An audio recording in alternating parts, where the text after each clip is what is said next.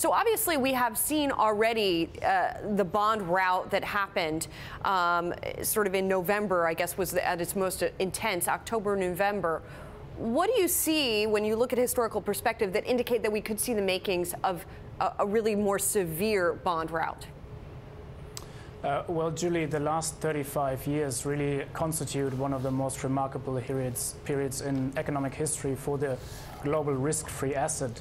And you really have to go back to the 15th and 16th century to find similar bond market rallies in terms of yield compression, in terms of sheer length of the bond market rally than what we've seen since 1981, since Paul Volcker declared war on inflation after the oil shocks.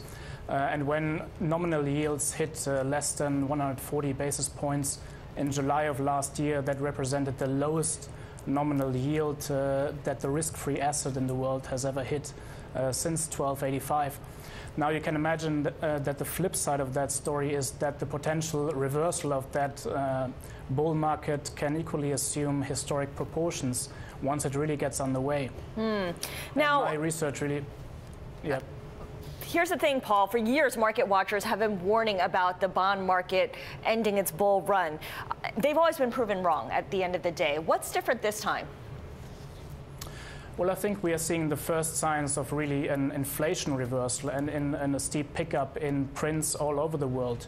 I mean, just today we had the print from China where PPI now hit 5.5%. I mean, up until last September, China was actually exporting deflation to the world. Now it's steeply picking up exporting inflation throughout the world. We had a very high print from Germany just last week where inflation increased by almost 100 basis points between November and December. Just look at the latest US jobs report where hourly earnings are now growing by 2.9%.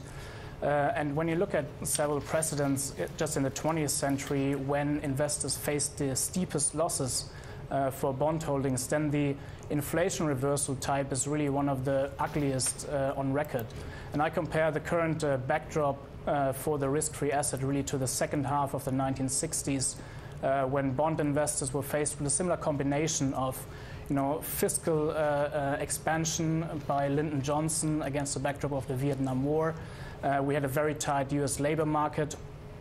And in the end, within 4 years, bond investors lost and aggregated 36% in real terms in that period. And I think, we are facing rather that sort of scenario than the sort of steep sell-off that we saw in 1994, when actually bond markets returned to a bullish sentiment just a year later. To what extent, though, Paul, as we see rising inflation, will that then provide something of a cap to growth and also sort of in a cycle here to inflation itself? In other words, if you're going to start to see a heating up of inflation, a heating up of wage growth, won't that then suppress GDP to some extent and also inflation down the road to some extent? No, I think GDP is still printing at reasonable levels. I mean, the optimism in places like Germany, which provides the equivalent risk-free rate for Europe, is pretty strong. PMIs in the UK, for instance, are holding up pretty well. And I think, if the fiscal stimulus really materializes in the US as well, then to some extent equity investors still have reason to cheer. And I don't think it will necessarily choke up growth if it's combined with the kind of fiscal action in some jurisdictions. Paul, what can central banks, policymakers do today to limit the fallout from the emerging market bond market reversal? Well, I think, unfortunately, we have to live with the fact that we cannot undo QE at this stage. I think the best idea would have been not to engage in this kind of unprecedented price distortion that we started after the 2008 financial crisis. Now we have to live with the fact that really investors have been conditioned for years to really misprice the real risk compensation for fixed income assets. When you look at places like Italy, the other European peripheral states, it really becomes clear that the normalization process, one way or the other, will be wobbly, I think.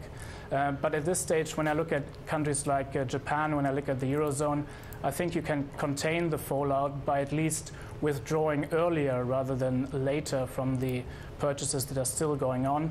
I think the ECB, for instance, should overthink its decision really to extend QE until the end of 2017 in light of, the fastest rising German inflation since 1993. That's a 23-year high now. You can apply all sorts of nice academic Taylor rules that all will show you that discount rates should be materially higher than they are now. For the Eurozone, the rate is, for instance, 1.3% now.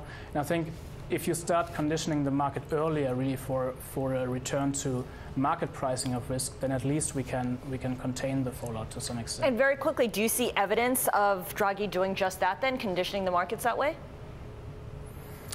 Well, I don't really think that the decision in December constituted a tapering per se. I mean, of course, we have a really packed electoral calendar in Europe in 2017. I think the decision has to be understood against that backdrop. I mean, you don't really want a fallout in the sovereign bond space by withdrawing too early and then getting an increase in political risk. So to that extent, it's understandable. But really, for investors, it's rather bad news.